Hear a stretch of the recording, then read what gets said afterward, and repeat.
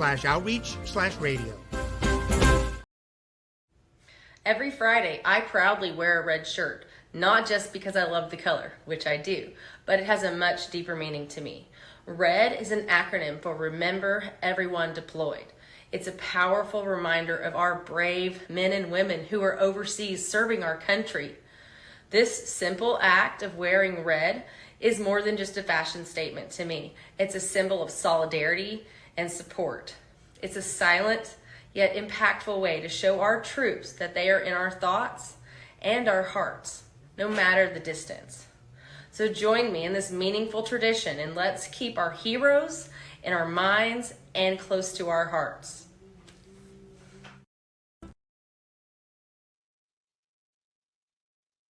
Why do you do it, man? Why? You're some kind of war junkie? I won't say a goddamn word. Why? They won't understand. They won't understand why we do it. They won't understand it's about the men next to you. Find us on the web at mbradio.us. I want to make it clear that the views expressed by our hosts are not considered the official stance of MBR Views. Remember, this is all about having fun and enjoying the ride.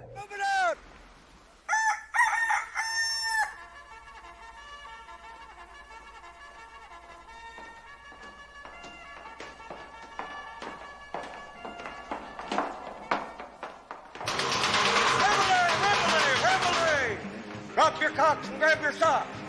Get your bunks made, get your uniforms on. Police call will commence in 2 minutes. God damn, Jimmy. This is some serious gourmet shit. We're all things veterans. We advocate, educate, liberate, communicate, congregate, fascinate, so we can proliferate.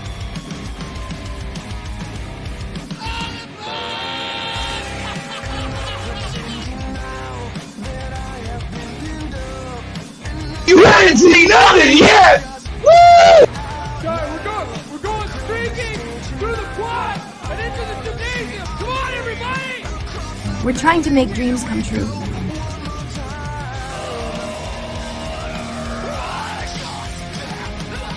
Well, they supported us now. It's our turn to support them. The Revel Experience. Get experience!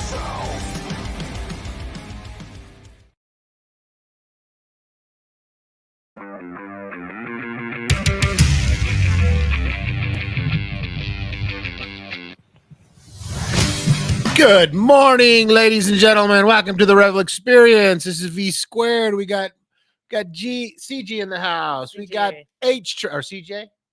CG. I said CG, didn't I? Yeah. Okay, cool. I got it right. Yay! I And we got H train on the sound. Yeah, the Tweedledee and Tweedledum didn't show up because they were sick. No, they're good kids. They just couldn't make it because they're kind of sick or whatever. But yeah, ladies and gentlemen, we have an I don't want to call her an intern because she kind of has the same background as me. She graduated from the Colorado Media School. She's ladies a and veteran. gentlemen, the new Mommy G. Mommy G. Yeah. Yeah. Mommy G. But she wants to be called CG, so get it straight, Okay. pal. Get it straight.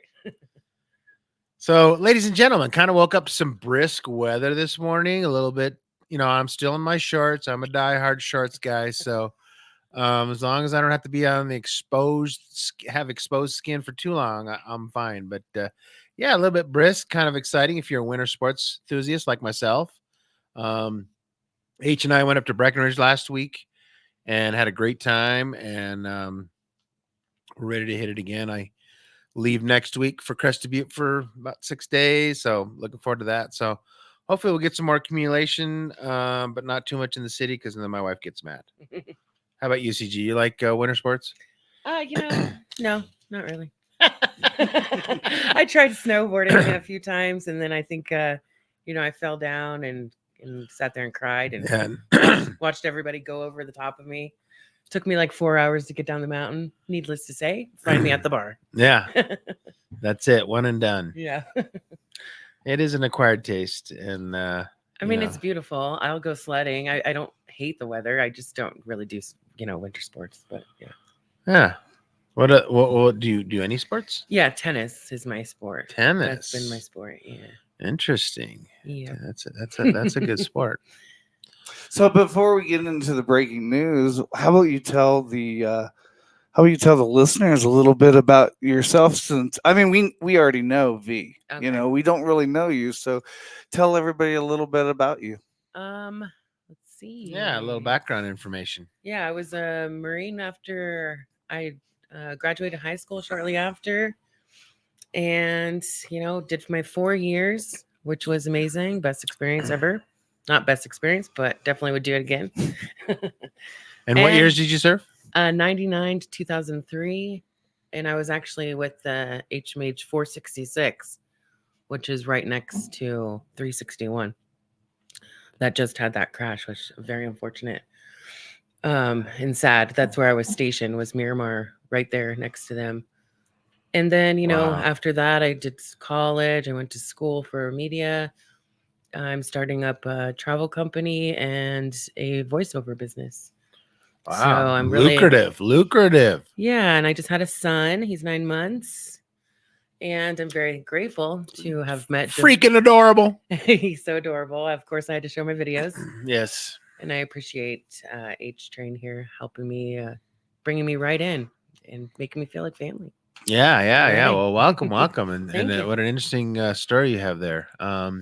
So now that you're here, you're gonna have to put other stuff on hold. Not joking.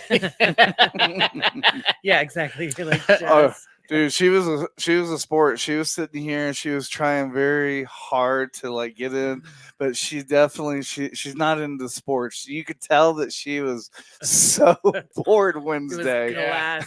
My eyes are all glassy. Yeah, but she was a team player. Yes, she did her best. So I'm just gonna bring it up because I didn't have a chance to write it out, but top news of the story, and we're gonna do a little bit more of it about dropping the mic, but I don't know if you've heard, but the Kansas shooting. Yes. That's the biggest story. One dead, 21 injured, and apparently Mahomes and Kelsey were knocked down. I mean, fall down drunk and acting ridiculous. I mean, that's just a side story, but yeah, pretty tragic. And apparently it's perpetrated by teenagers. Did I get that straight? Yeah. So they detained 3 guys, and pretty much all of them have been released.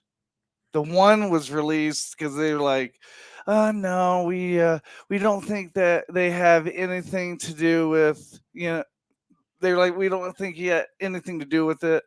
But the other 2, it wasn't like a terrorist attack. It was like a dispute. It was a dispute, and people got in the middle of it. That's pretty much what it stems from. It says Kansas City Chiefs parade mass shooting stemmed from dispute, 2 juveniles detained. So that's the big thing. And then you guys keep on going. I'm looking to see because we got some more breaking news. Yeah, as well. and yesterday on the news they had a story here in Denver that a 13-year-old shot a man because on the bus, yes, a dispute over apparently his leg was in the way or something to that effect, and it's just we're living in a mad world. Remember that old movie? It's a mad. I don't know. It's a little before your time. H Train remembers, but it's like it's coming to reality. It's just crazy how these kids are getting younger and younger, and just my wife's like, well, how did he get a gun, honey? Come on. It's first of all that's a bigger issue, but yeah, it's way too easy to get a gun in anymore, and it's not just the U.S. It's basically anywhere in the world. It's just way too easy to get a weapon, to get something that can harm people. Mm-hmm. So and I told my wife, I said, you don't think they have 12 and 13-year-old gang members? Of course they do. Oh, yeah, for sure. So It's not Well, really and you know, that far fetched. I wouldn't be surprised if they found out it was the parents' gun. Well, that's what she said. She says it's probably their parents' gun. I said, well, Yeah. could be, could very well be. Which you know, I mean, you need to have those locked up. You do have you know, and I those, have mine. I have like triple security on mine. So I have a gun lock on all of my guns. I have them in a gun locker, and then I have my ammo separate in a different good. safe. So, and then I have actually 4, because then I have the door locked with the key. That has to be unlocked with the key in the room that they're stored, and you know, it's just crazy, you know. And he kind of shared with you, CG, that I'm a retired educator, and I remember you know, issues at school, and you know, you'd call the parents in for their child's behavior, and it just more often than not defending their child's behavior, and that's what we're having. That's part of the biggest problem we have, is that, well, he wouldn't have done this if exactly. Well, what about the other kid? Yeah, you know, you hear that all the time, or well, you know, I know he wouldn't do that. He'd never, you know. And it's like, well, yeah, he did it. It's really hard to see your child. I think It is. You don't want to believe you know, that. and of course not. Of course not. You don't. You know, you don't want to admit or have to fucking acknowledge. Excuse my French, but you have to acknowledge that your child is, you know, out of line or being. Well, and it's so sad because at that age. Thank you, sir. Appreciate that. At that age, they're so confused. Their emotions go up and down like that. They're not, you know, teenagers. Yeah, they're not to be trusted. Yeah, my grandson is 11, and he plays on a basketball team, and he's vertically challenged. So he played a game last night, the last game of the season. He was so upset because he didn't get the ball one time. Oh. They didn't pass it to him one time, and so I told him, you know what, dude? Nobody loves me. Yeah, and I told him, you know what? I don't want to play in the tournament. I said, you don't have to. It's been going on all season. You finished the regular season, you're good. Yeah. I don't want to traumatize the kid any more than he already is. And his dad agreed. So, and so did grandma. So we're like, okay, dude, he's looking forward to football. He's going to start tackle football this year. So, well, at least he's not giving up. No, he's a really talented kid. He just he didn't want to play basketball. We kind of cajoled him into it because all his friends that he played flag football with are on the team, and I was like, dude, you're friends. And so, but yeah, it's one and done for him. He wants to do boxing and football, so that's good. Nice. So that's some things your son has to look forward to. Yeah.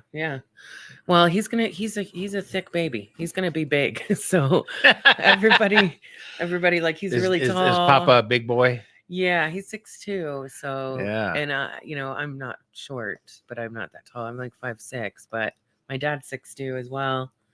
His dad was 6'2", so I have a feeling he's gonna be tall. He's gonna, like she said, he's gonna be thick. Yeah.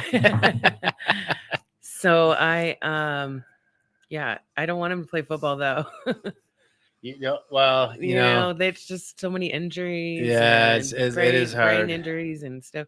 I mean, obviously, I'm not gonna not do it. You know, not let him. Do is this your first child? Yes, it is. Okay, well there you have it. Yeah. remember those commercials where you know, it shows the mother with the little, oh my god, and she's got baby wipes out, she's got sanitizer and all this, and then the second kid, she's tells the mechanic with his filthy, hold this. Yeah. Yeah, there was something I read too, and they're like that people are, you know, they get so picky about that they feed their children, and they're like, don't worry about it. By the time they're a toddler, they're eating Cheerios and dirt off the floor. Yeah. Like, you'll be fine. Well, you know, we kind of went through that with our granddaughter, who's 6 now, and our youngest, and she wasn't eating. She's just a little skinny little thing, and the doc says, you know, oh, she wants to eat junk food and everything.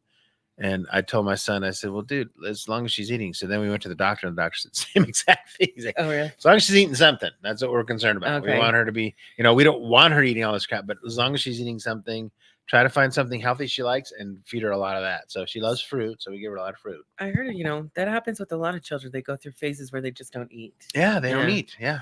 Oh, Caveman's talking to you guys on TikTok, and I don't know if you guys can read my writing or whatever, but I kind of included what the and all that stuff was before we go on our first music break. Yeah, it looks And good. we got some comments this morning. All right, what do we got? Oh. Wait a minute now. Someone You said knows a Caveman good is on boxing fan. TikTok? Yeah, he's on TikTok, Uh-huh. and he's got the comment as well. So what is he typing between hurls or what?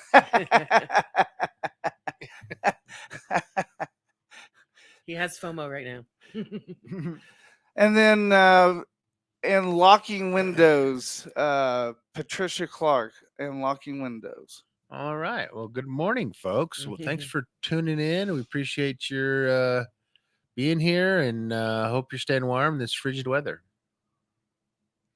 So before we go on commercial break, if you guys want to go ahead, and who are we interviewing today? Today we have a guy named, I love his name. He's the perfect country star. His name is Jesse Wayne Taylor, and he is affiliated. He's a singer-songwriter out of Nashville, and he's affiliated with CreatiVets, which is another great nonprofit organization that helps vets write songs and further their aspirations. I mean, you know, we're not all looking to be Luke Combs or anything, but we're just having a good time. It's a great way to de-stress and a great way to deal with some of our physical and mental injuries.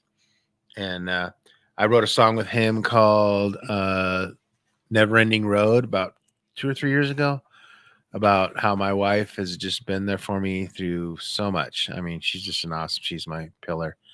And so I wrote this song dedicated to her called Never Ending Road, because it's like a never ending road with me. You'll learn that. So I'm really excited about having Jesse Wayne on today. And he goes by just Jesse, and I always, enunciate the whole name, and he's like, okay, dude, I got it. It's a really nice name, though. It is. It's got a nice, it rolls off the tongue. Yeah, it really sounds great when you say it all together. Yeah. So, but yeah, he's been having some health issues lately for the last several years, and so bad that he had to teach himself how to play guitar left-handed. Oh, wow. Because when he holds the guitar right-handed, it causes severe pain in his back and his shoulders. Crazy. So he's learned to play left-handed. That's amazing. So excited about that. Looking forward to that. And when we come back, H-Train, what do we got for us? We've got the What the Moment, and today's What the Moment is FBI agent lies. Yes. So that's never happened before. Right? So whatever you do, stay with us. Don't go away. You're listening to the station that's giving veterans a voice. You're listening to MBR right here on the Revel Experience. Yeah, right back, folks. Yeah. What makes LTD unique in the history of tactical? No CEO has ever been through what I've been through with Tierney.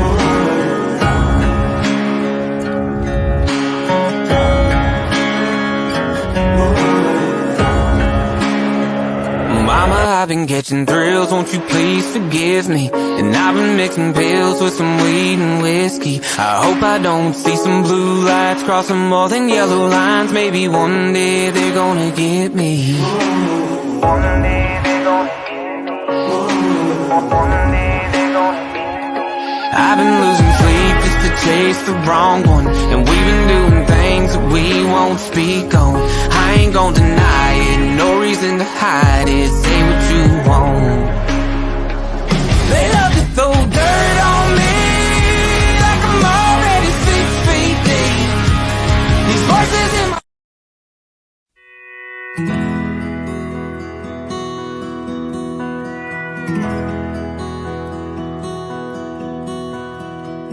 60 years went rolling by. It was here we said goodbye. The war was brewing, it was extreme. We were only teens. I knew the day I died, all alone, my brand new bride.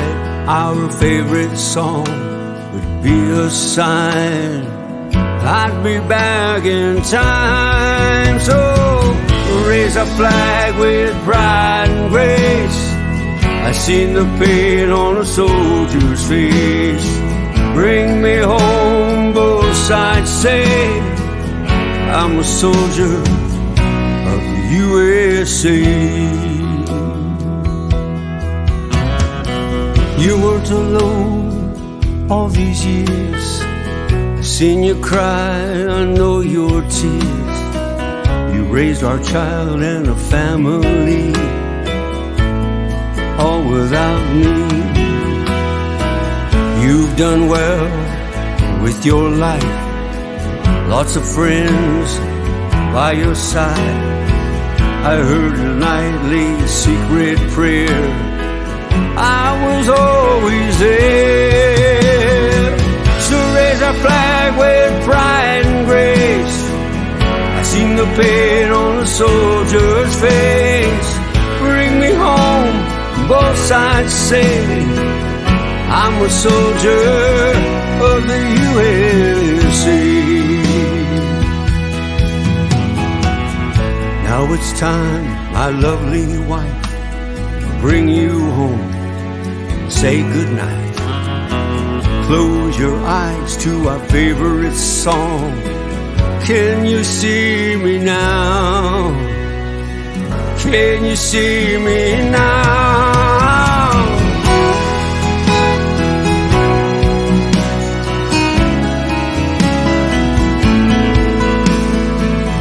One day we'll come back in time for those we leave behind.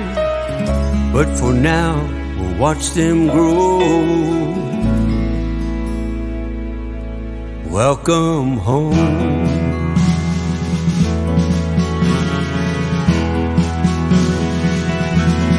Welcome home.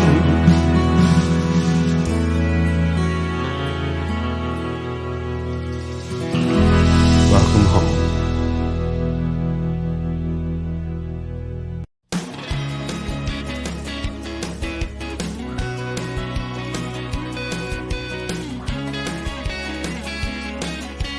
Stuck in this city 5 days a week, surrounded by streetlights and the folks I call sheep.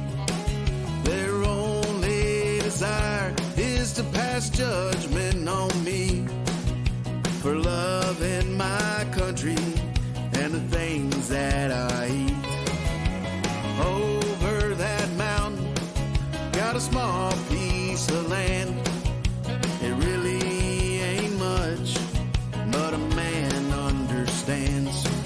On the other side, it takes a real man, hunting and fishing, working the land. On the other side, I'm the best part of me. A hammer and a shotgun is all that I need.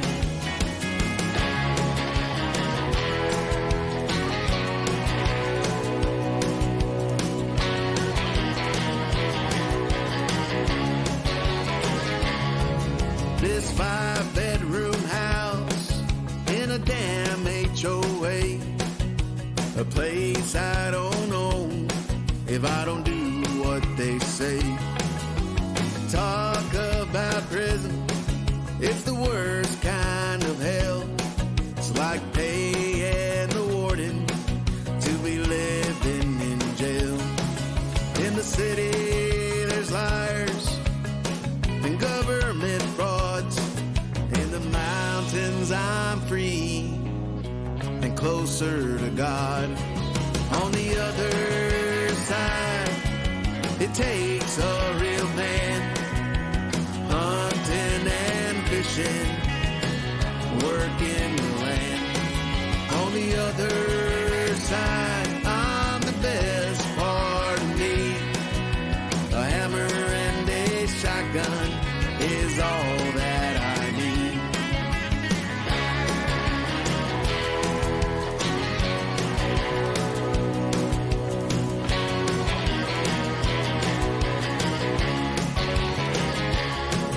From under their foot, there is no escape till we all stand together for the rights that God gave. On the other side, it takes a real man, hunting and fishing, working the land. On the other side, I'm the best part of me.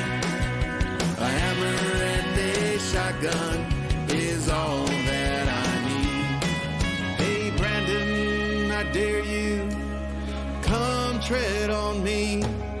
I'll show you the end of this AR-15.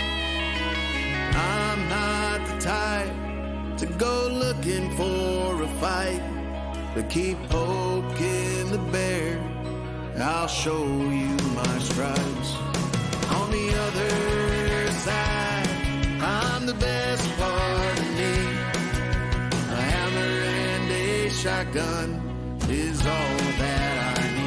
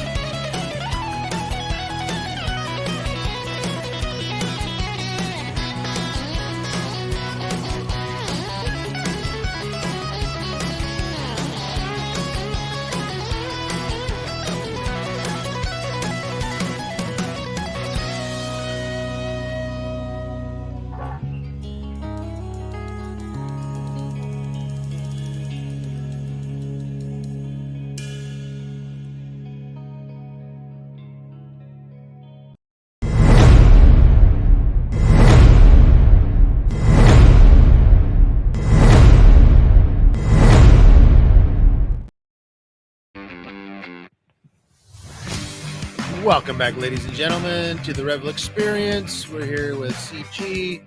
We got H Train in the house and V Squared here. We're moving along. We got an exciting guest today in a few minutes, but first we're going to do what the and drop the mic. So H Train, what do you got? Those are cool tats, man. Oh, for real. Thank you, bro. You see the Cobra? And what is this one? Oh, this? That's my credo. No regrets. You have no regrets? Dad? Nope. Like not even a single letter? No way. Not me. Well, I love him. I think he's great. Okay. I think he's a real winner, Casey. If I were you, I wouldn't use protection. What the? That was funny. Yeah. So the what the segment today, we have the story coming in saying that there's an FBI agent. Right. And, you know, we don't usually get political, but I asked the listeners last night, hey, give me a what the moment. And this is this happened 11 hours ago. Special counsel charges the FBI informant with lying to the Bureau about Hunter and Joe Biden. And you know, I'll read this, but like I don't comprehend. So maybe you guys can explain it to me. Maybe you can explain it to other listeners and viewers that have, you know, mental issues like me. Washington, an FBI informant has indicted on 2 counts of allegedly feeding the Bureau false information about President Joe Biden and his son Hunter Biden during the 2020 presidential campaign. Alexander Smivel, I don't know how to pronounce it, 43, disliked Joe Biden. And I'm bringing that article up so that everybody can kind of like read along or whatever. He was arrested in Las Vegas after returning from a trip overseas, according to the Justice Department. The case grew out of special counsel investigation being led by David Weiss, who is also leading the case against Hunter Biden. Weiss has been appointed by then President Donald Trump as the top federal prosecutor in Delaware. The 37-page indictment allegedly, that's that word again, that Smirnoff, there we go, I like that name better, had been a confidential human source for the FBI since 2010 and provided false derogatory information to the FBI about both Biden and Joe Biden's became a candidate for president in 2020. He is facing one count of making a false statement to a government agent and falsification of records in a federal investigation. Those are felonies. Yeah. So is he on Trump's payroll?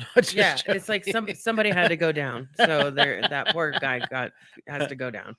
Got it. So the sad thing is, I'm not getting political or anything, but the sad thing is like nobody knows the truth anymore. Every time you think something's truth, something happens, and the real story opens up. What's your guys' thoughts? Or does it? Yeah. You know, I mean, you're right, H. We don't know. I mean, I have a suggestion. Have you ever heard of a book called Manufactured Consent? Look it up. So back in the day, I'm not exactly sure the year. It's on my list to read. But anyways, back in the day, the government was worried about, public opinion and perceptions and all that. So they invented, guess what they invented? The news. Yeah, exactly. And so now we have the news that, because that's why I don't watch the news. I don't watch the news. It's a form of brainwashing. Yeah. I haven't watched it. And this book talks all about that. Manufactured consent, making us, this is what we believe. Same with commercials. Commercials to me are just, brainwashing. So, anyways, I digress. But yeah, so it's hard to know what's the truth anymore. It really is. It's just really hard to know what's the truth, what's not the truth. I mean, we struggle with the truth in our own families. So how are we gonna know what's the truth in public life?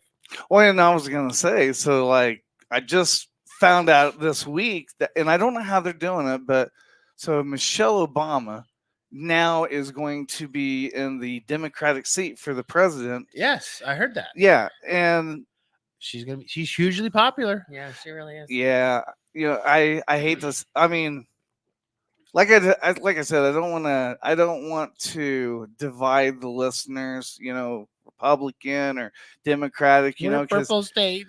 Well, I mean, but it's going to be interesting to find out how this plays out, because if you remember in the past when Hillary Clinton was running for president, like right before the election, remember Tim Tebow came out and said, "Hey, I don't endorse Hillary," blah blah blah. Like that word, that endorsement right there, just blew the socks out, and that's how Trump won. But now, even like with Taylor Swift, like she's in the news constantly, like Trump's trying to get her to endorse him. It's crazy how this election is going, and with this new evidence, the FBI lying against Biden. Am I right? It's lying against. We Biden. got our primary election ballots in the mail the other day, and guess who's not on the ballot? Who, Trump? No, Trump. Well, we knew that though. I know, we knew that was going to happen. I know we did, but it's the primary election, so it's not really, it's not the real election, but it's still at Supreme Court. They're still deciding on that case, whether he's going to be taken off the ballot or not. So I was just surprised to see. All I saw was Biden and a bunch of basically no names that I don't know anything about him. I don't know. I mean, it's not like I know a lot about Biden, but he is our president. But yeah, about 6 names, and I was just kind of surprised that he wasn't on there. Well, they're turning it into seems like some sort of entertainment spectacle. It's all about sensationalism. Yeah. What's that guy's name? His I forget his first name is Jackson. He's like a representative. He was telling us that on TikTok that when they do all these like these pass the bills and all that, he said that their attitude changes when the camera comes on, and it's almost like they're trying to get sound bites and stuff. It's like an acting thing instead of literally talking about yeah, I'm telling you, Well, a lot of times with Trump, he would just say they would just pick what they wanted to, talk shit about. When with what he said, it might not even make sense. Not saying I'm for him or against him, but he would say something, they would just take the end of that sentence just because it was more of a buzzkill words, Right. Yeah. that right. people just want to hear. And then you could read the article and then it actually tells the truth and has nothing to do with the buzzwords. You never know. Right. It's all. And then we got AI now, so Yeah, exactly. So we have no. That's another lie. Yeah, another lie. Well, and we all sleep on beds of lies. It seems. Right. And speaking about lie, another thing that happened that I wanted to bring up, I don't know if you knew that, but so there's a small town in Texas, and the sheriff, I guess he's been obsessed with the O.J. Simpson case. And I don't know if you've seen the movie The Kodiak Killer, where this retired guy is looking for the serial killer. And by the time he finds it, he gets killed or something like that. I did Well, see that movie. it reminds me exactly of the same kind of movie, because what happened is he came out and told everybody, he's like, "Hey, look, I have the murder weapon. I found it in a storage shed, and because of DNA technology, new DNA technology, he thinks he's cracked the code. He thinks that it's his son who killed Nicole Brown or Nicole Simpson and whatever. I forget his name, but So I've never even heard of this kid before. After all these years, now now he's gonna give up his son. Well, remember they could never find the murder weapon, and if you remember, I might have an inkling if my son did it. Yeah. At least an inkling. Right. Yeah, I mean, come on. And it makes sense though if that's the case. Yeah. So that's another thing that I wanted to bring up that happened this week. That's wow, is it a rumor? I mean, CBS News reported it. Is it a rumor or is it true? We'll find out in 5 days. Yeah, So we'll find out. Well, there is a lot of times that things come out and you think it's a lie and then it turns out to be true. So sometimes sources are legit, especially with celebrity stuff. That's for me. Yeah, it's kind of like when you're in grade school and you swear up and down that you don't like this girl, but you're always picking on her, and, and then the truth comes out. It's like, of course you like her. Yeah. So we can go on another break, or we can run right into dropping the mic. What do you want to do? Let's run right into drop the mic. All right, let's do it. Well, don't worry. Don't worry. I'm not going to do what you all think I'm going to do, which is just flip out!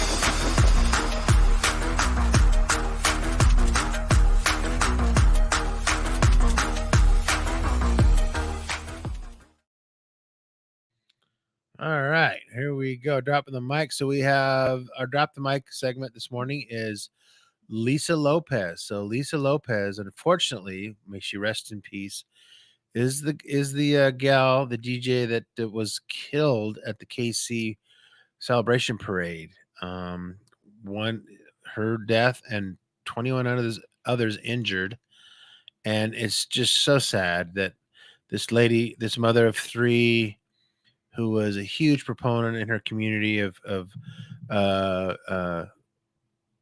fighting against violence. And she actually made an announcement minutes before her death about being safe and let's not have any violence, folks. Let's all have a good time. And then this tragic accident happened. It's just so sad. And apparently perpetrated by teenagers. Is that right, H? So it was maybe not a shooting; it was more of a disturbance. That's exactly what it was. Whenever you hear about shooting, you always automatically think that it's like a terrorist attack or something. Right. But what this sounds like is, I don't want to say gang related, but it's one of those things where and it makes sense. Two NFL teams, they're having a parade. Drunk. Yeah, drunk. Oh, you don't like Mahomes? Bam, bam. That's exactly what I think that kind of happened when I read the article. That's kind of the picture that I got painted for me. Well, nonetheless, very sad and tragic that it's just another senseless death. It's just I shudder to think of what our society's going to be coming to for our younger generations. I just kind of put on the topic of both like the lying and this. I watched a show, the Into the Wormhole, with Morgan Freeman. Have you seen it? Oh yeah. Yeah, so they have a new season out, and they kind of really touch on things that are going on in the world. And they did a whole 30-minute segment on these shootings, the school shootings, mass shootings.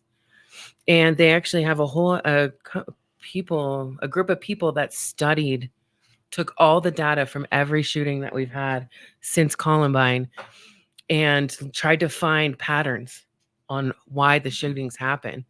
And they came to the conclusion that it was about once the media hit with the shooting, about 13 days later, there would be another one.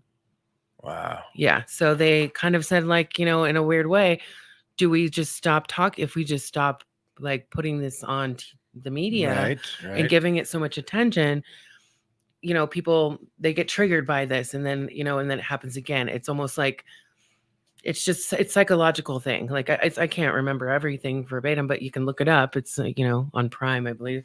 But it's a very interesting way to look at it, and I don't think people are afraid to even talk about it like that.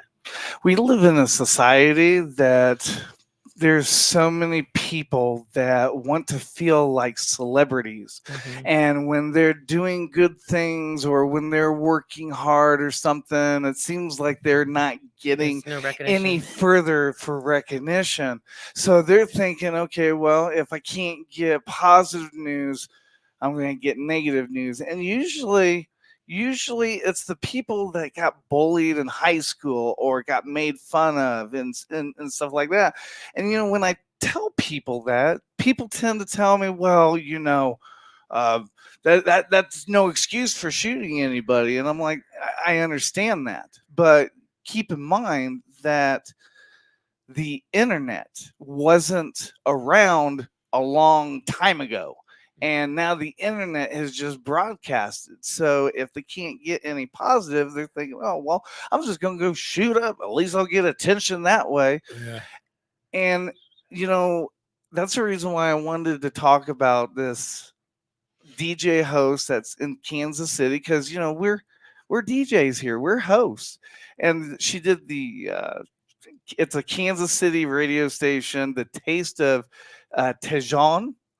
She was the host of it, and it's just it's just incredible that this happened. Tejon, okay. It's just incredible that this happened, and I just wanted to give her a tribute. Oh my God, it's just so sad. So basically, what you're saying, H, is this is basically caught in the crossfire. Yeah. For lack of a better term. Yeah, pretty much. That's what it looks like. Wow. It's just so sad. And didn't you say the kids already been released? One of them has been released. The two others, I think they're still kind of like holding or whatever. But dude, they're like under 16. Yeah. So they're like juveniles. Nothing's gonna happen to them. Yeah. I mean, everybody wants something to happen, but nothing's gonna happen to them because, like I said, they're juveniles. And there's so many people that talk about gun laws, and I don't think gun laws is going to help anything. I really don't. But what I do think that we need to do is, instead of worrying about gun laws, I think we need to prep for for things of this nature so that it doesn't happen again. For example, like I've said all along that I think that not this in particular situation, but like schools, they should put like that what is that stuff that they put on trucks, on truck beds? They should put that Kevlar like paint, or I don't, what I'm talking about. The liner. Yeah, they should paint that on like the the school rooms and stuff. LTD, one of our title sponsors. LTD Tactical, yeah. Yeah, they create bulletproof backpacks. I mean that right there, that's that's a tool in itself. It might not be a gun, but hey, at least you're protected, you know? I mean, at least have layers of security at schools. And that's what we need to talk about. We don't need to talk about gun laws. We need to talk about preparation of what we can do to plan it. Exactly, and to prevent. Yes. Exactly, because like I said earlier, not only is it so easy to get a weapon in America, it's worldwide now. I mean, you're going to get your hand, if you want it, you're going to get your hands on it. So like you said, I agree with you. What are we going to do in light of that? Well, let's prepare. Well, like we did in the military. You know, we're military, we're veterans. What do? We train, we prepare, we overcome, we adapt. You know, so that's what we need to do. We improvise. We don't do that enough in our society. You know, like she said, like CG said, we just kind of wait around. Oh, it happened again. It's so tragic. This tragic incident. Do something about it. Let's change our way of thinking. Let's change the way we prepare for these things. Change the way the media gives us this information. Yes. You know, just, make Yes. maybe only talk about the victims or something, or try not to. Yeah. Because, I mean, it's not like you don't want not to be heard about it, but. Right. Well, we certainly don't want to spotlight the gunman. No. We certainly want to spotlight, and give tribute to the ones that, lost their lives. And I forget the gentleman that he was a good Samaritan. He tackled the gunman. And I don't know if he was probably not military, because if he was military, the news would have spotlighted that, But my question to you guys before we go on break is, if you was in a store and there was a guy that had a gun and pulled it out, what would you do? We have that delusion of, well, we would tackle them, or and try to wrestle with them to get the gun away. But in reality, what would you do? Would you kind of stand back, because you don't want anybody else getting hurt, or would you sacrifice yourself to try to end this situation? What would you do? Well, I think it would depend on the situation, but your instincts are to deter them and to try to end the situation. But like you said, it's easy to sit here as like an armchair quarterback and say, "Oh, I'll do this, I'll do that." But if you're in the thick of that, it would have to be dictated by the situation, because you may not have the opportunity. You might be too far away from him. He might have more than one weapon. He might have an automatic weapon. I mean, there's a lot of variables there that would have to be considered. So I would honestly say I'd have to assess the situation before I could answer that question. Now, Mama G, you're a different situation, because well, if my son was anywhere near, I'd probably just lose. Yeah, I'd see red. Yeah. Okay. Yeah, but as far as, I mean, maybe not all of us, but we kind of hope we'd be a hero, but you never really know. In situations like that, I feel like a lot of times that shock takes over. You don't even know what's going on, because it's so hard to see if someone just comes up and socks you for the next 3 seconds, 30 seconds. You're like, what did I do to deserve that? And your mind is just, it really messes your mind up. Yeah. And it just, so in those situations, I think people are like, they're seeing it happen, and it takes a while for your brain to catch up and to be like, this is real. Yeah. And that's a lot of things. And some people that are going to probably jump in and save the day are going to be people that have been in that situation before. So they know how to react to it, which would be a military service member more likely than anybody else. Or, law enforcement.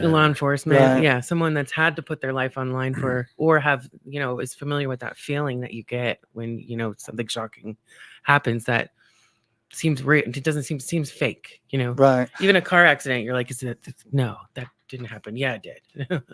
Yeah. And she brings up a good point with the car wreck or whatever. Whenever somebody goes through a car wreck, it's almost like their adrenaline's pumping, they're shocked and stuff.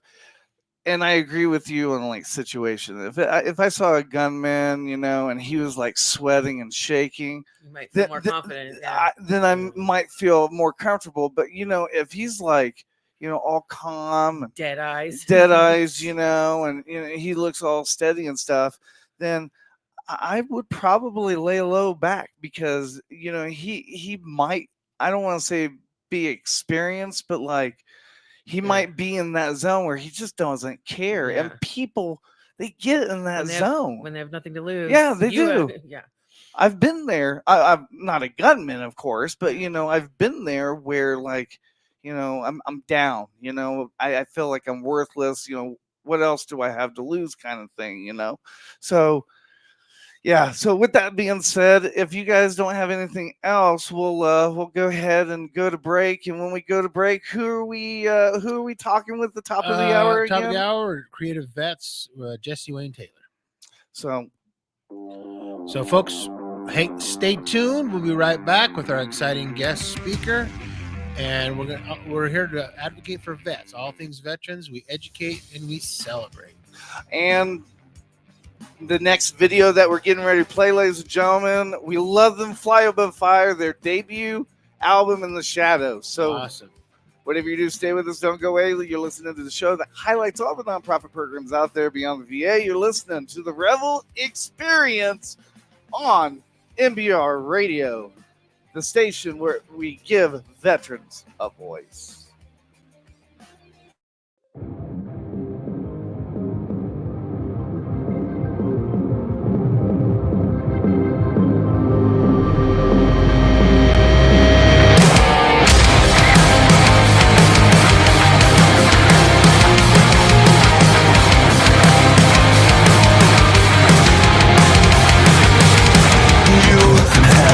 Everything to gain, and I would have done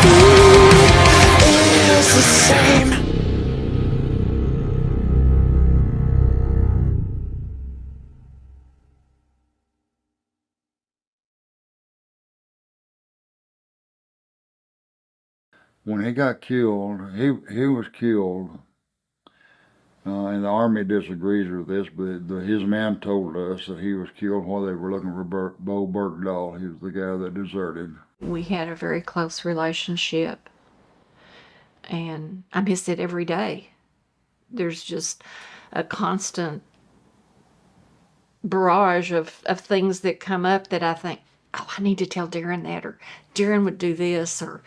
He and his buddies, we would pick them up at 29 Palms and bring them home, and I would hear the stories and how of the firefights, the stuff that they don't tell you on TV, the true stories, and I'd sit in the hallway with a pillow crying. So when he got back from Iraq the second time, the PTSD was pretty much out of control. And they fed him the typical, hey, take this in the morning, take this at night, and multiplied it out. You know, if this wasn't working, if one wasn't working, well, he add 2 more. A couple months later, it's still not working, add 3 more. One night he called me. He was going to stay at base for the weekend. We had a conversation, and probably within 8 hours, he was dead. I am the mother of Corporal Benjamin Kopp, who was an Army Ranger that was killed in action in July of 2009. The day after he landed at Walter Reed, he was determined to be brain dead. However, the brain death qualified him, if you will, to become an organ donor. And so his all of his major organs, bone, skin, and tissue were donated, and his heart is literally still beating today, and a woman from Chicago. You know, I believe it was Emerson, the poet, who stated that the one thing about life that he's learned is that it goes on, whether we want it to or not.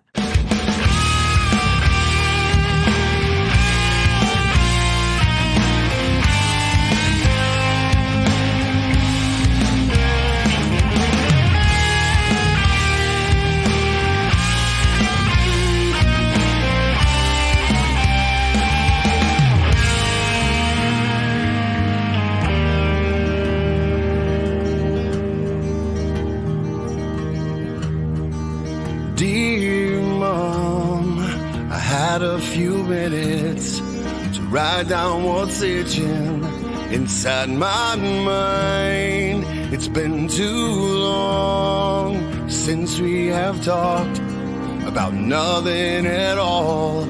Wish I could call. I know you're lost. Please don't you worry. There's no need to hurry. Just stay strong. It won't be long before we're together, right here in heaven. I miss you, Mom. Dear Mom, please believe I've done everything I needed to. Dear Mom, I'll be there when you breathing while you're sleeping.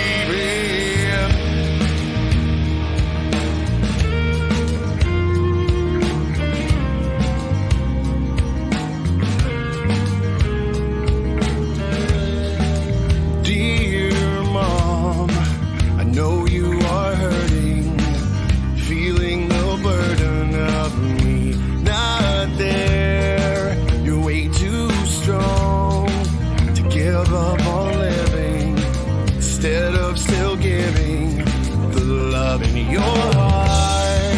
I know it's hard, but never forget the things that I did and the reasons why you are my mom. So please keep on living, caring and giving. I love you, Mom. Dear Mom, please believe I've done everything I needed to.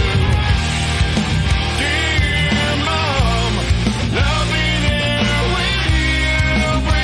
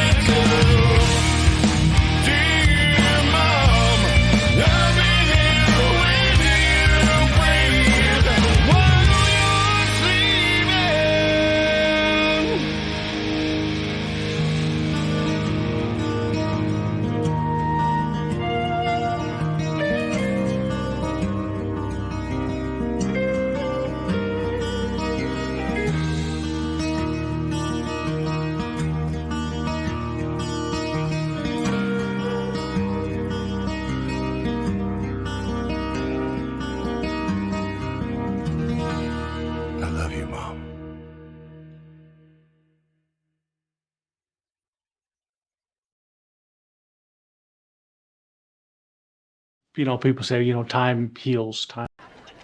Where the hell have you been, soldier? Training, sir! Training, sir! What kind of training, son? Army training, sir!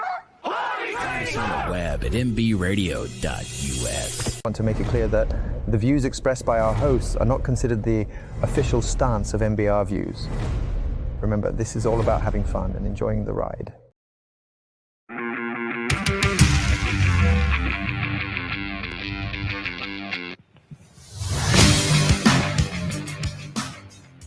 Welcome back, ladies and gentlemen. Had a little bit of an extended break. I'm having a little trouble with hooking up our guest with a link, so he may have to call into the show. I'm texting him the number now. Okay. Which that makes. Hopefully he can tune in one way or the other. So just so you guys know, I don't know why, but like I even tried to get on the other day just to like talk with somebody, and trying to get through StreamYard, and I need to send them a note. It's hard for you to get into StreamYard because you gotta like sign in Facebook or YouTube, and then I mean it's a mess. What used to be a very user-friendly app that you use on URL has changed to something completely different. And I was talking to a veteran about that yesterday. In fact, funny story. I'm not going to say names. I'm just going to tell you. So I was here all day yesterday. I was here like 7, 8 in the morning, and I didn't leave until probably like maybe 3:30. Okay. And one of the guys that I talked to, I think he was Vietnam era. He was an older gentleman. When he told me, yeah, I want to do the podcast, and I'm like, okay, that's great, and I sent them the lesson plan. He was like, okay. He's like, I don't exactly have a smartphone. I have a flip phone. And I'm thinking to myself, okay, wow, this is what I'm going to be tasked to do. Okay, all right, so I had to take his model number and everything and Google how to find like the sound clip or stuff like that. And finally he figured it out. And I talked to him yesterday, and I'm like, look, you be patient with me. I promise I'll be patient with you. So me and him we're gonna go step by step through the podcast. And a lot of people think, well, I already know how to podcast. I already know how to do that. But with a podcast, I've learned that more people stay tuned and more people listen if you kind of have like a playbook. It's format, 15 minutes, because me and her Wednesday, we're they're still learning. We're like, because you can sit there and talk numbers all day, but well, if you have a segment that someone really likes, they might just tune in for that segment. Right, exactly. As long as you're consistent. Exactly. So, and tell him if he wants to, just have him call the studio number. I told him, so he's trying to work on that right now. But okay. Part of the problem, Joe, a big part of it is the human condition, because we're, it's like just anything anymore. Logging on to your bank account, using, redeeming a gift or a prize or free something.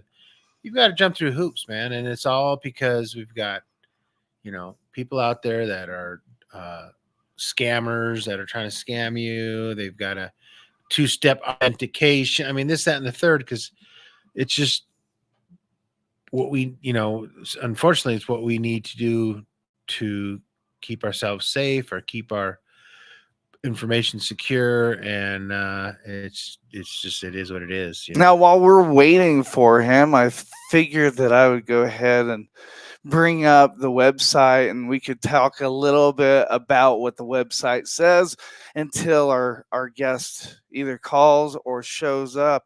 That way, we're not sitting here like stalling with videos and stuff. So It says that CreatiVets' goal is to offer opportunities for relief and healing of the men and women who have sacrificed so much for our country. Our purpose is to use various forms of art, including songwriting, visual arts, music, and creative writing, to help a disabled veteran cope with service-related trauma, i.e. post-traumatic stress, PTS, by fostering a self-expression in the way that allows them to transform their stories of trauma and struggle into an art form that can inspire, motivate, continued healing. Throughout compassion, we are helping veterans live again. Now, Mama G, there's one thing that you didn't know about V Square, because you just met him, but he does a program called Soldier Songs and Voices, and they do it every Monday, and they're hosted by Post One, and it starts at what time? 7, 8:30 roughly. So very similar to CreatiVets. It's all about getting veterans out there. You don't have to be musically inclined. A lot of people, oh, I don't know how to do. It's not about the quality of the product. It's about you and getting you to a healthy state of mind. That's great. Yeah. Yeah. I just moved back. I was living in South Carolina for a little while, and there was a place called OpFob that they started, and it's basically a rifle range. It's a rifle range where that all vets can go, and first responders, and they would do breakfast. Oh, wow. Yeah, so you could go, you could use their guns. They had areas where you could, stay the night if you want, like a cabin, and every morning on Saturday they would do a comrade and coffee. So you just go there and they would make like breakfast for everybody. And where's this at again? This was in South Carolina, in Richland, South Carolina. Yeah, and it was great. And they funded it all it was based by veterans. And a lot of it had to do like for the I think it was 13 days.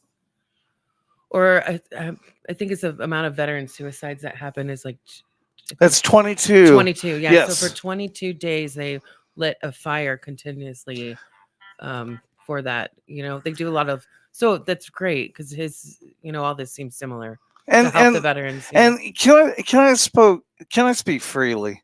Yes. This might be an unpopular opinion, but I kind of have to say it because me myself, I help run a nonprofit. Me and you got, we help run a nonprofit, and I can honestly tell you that I really think that the 22 suicide. I honestly think they've played that number out too much, and they're just using it as a marketing technique to a point. Yeah. I don't know if it's more or less, but it's we got something. There we go. Hey, we got something. There we go. Just in time. You guys don't want to hear my opinion. Ladies and gentlemen, it is that time. It is the interview of the week. Interview of the week sponsored by LTD Tactical.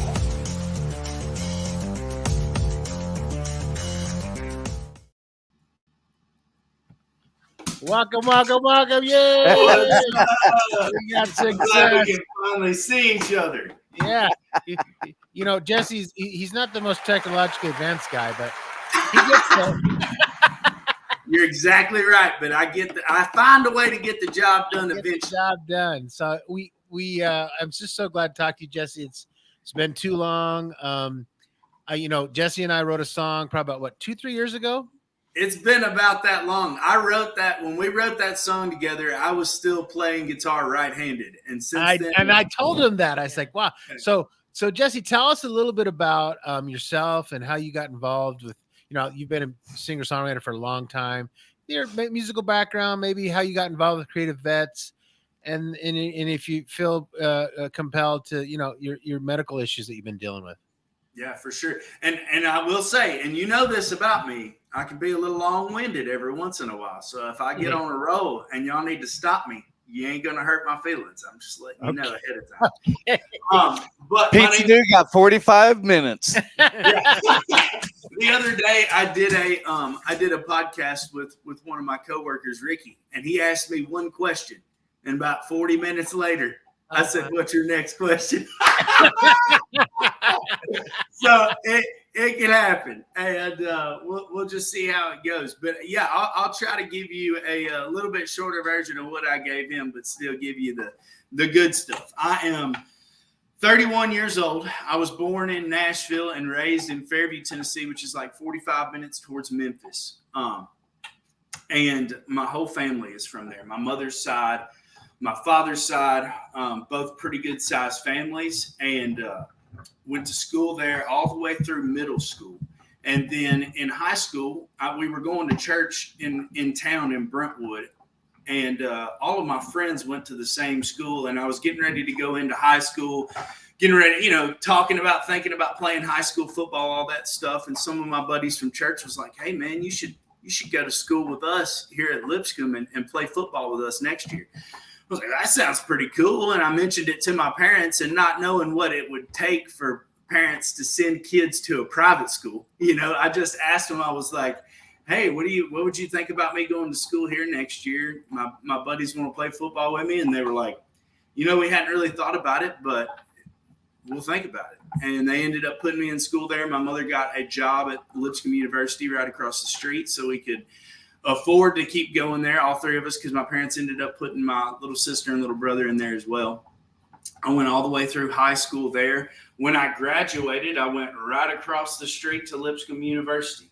I wouldn't say that I was super fired up about college. I didn't necessarily know exactly what I wanted to do, but I spent a lot of time in my youth group growing up, and I had quite a few people tell me I might make a good youth minister, and my dad was a youth minister back when I was really, really, really young. So the thought of that was pretty cool, and that's what I went into school for. I didn't really start playing guitar until I would say my junior and senior year. I had an uncle that played in a bluegrass band, and he would have me come out to these little bluegrass jams and bluegrass practices. And I was like 13 years old. Every time I'd show up at one of these things, he'd be having someone put a guitar in my hand. He was always, he knew I could sing a little bit and was like, you need to learn how to play this guitar. Well, being around bluegrass pickers, they're just like insane fast. And I never really got enough confidence to like really try to take it on for myself, because I was like, I'm not going to be able to play like that. And then there was always this little 5-year-old kid who could play the freaking fiddle like Charlie Daniels that always showed up. I mean, seriously, he always showed up at these jams, and that kind of shot my confidence down too. So awesome. With that, and the fact that I didn't really have an awesome guitar at the house that was in really good playing shape. I had an older guitar that was my dad's when he was a young kid, but not something that was good enough to really get some good learning in on. So it never really happened until I started hanging out with some friends in high school, my junior year, that did some music stuff. And a couple of brothers had a studio at their grandmother's house, and we would go over there and hang out, and just kind of being around that energy and that environment. They grew up around a lot of songwriters and kind of understood how that went. I didn't. I was totally just like mind blown every time I hung out with them. And I have a specific memory of asking one of my buddies who was playing a John Mayer lick, and I was like, dude, how'd you figure that out? He was like, you just got to sit down and figure it out. And anyways, so my senior year, I started dating a girl who had done some songwriting and played guitar. And so she had a nice guitar at her house. And anytime I was over there hanging out with her, I was picking that thing up and trying to learn how to play it. And it was a much nicer quality guitar than I had any access to. So it was a little easier to play things on. But she and I broke up about 2 months into college. And I'm telling you, right then and there, I decided I was going to sit in my dorm room and write as many sad country songs as I could. I'd fallen into songwriting within that year. I had like dabbled in it junior year and senior year. And then within all that time, that's just where my energy went, right? And that's where it stayed throughout the rest of college. I played in writers' rounds around town, which are like, they have bars will have one person go out and book 9, 12 songwriters in one night for 4 or 5 hours. And none of those people get paid. They just show up and get to play on a stage for a few songs, right? So that's where my energy was at. I was nowhere good enough to play to get paid like in the bars and stuff, but I was good enough to go out and sing my own songs in these writers' rounds. And that's what I did. And I loved it. And I knew the whole time I was in college that I wanted to be writing songs. When I graduated college, I knew that I didn't want to get a real job. My junior year of college, they called me and they said, Jesse, if you don't pick a new major, because I told you I went into school to be a youth minister. Well, when I started writing songs, country songs, I started drinking that country beer, son. And I got to drinking a lot in college. And before that, I really didn't drink much at all. So ultimately, I kind of had the thought, well, there's probably not a ton of churches running around looking for youth ministers that are really good at drinking beer and writing country songs. So I kind of pushed away from that and put all of my effort into writing songs, playing guitar, playing around town. I was also working part-time, but darn near full-time at a gun store here in town called Nashville Armory.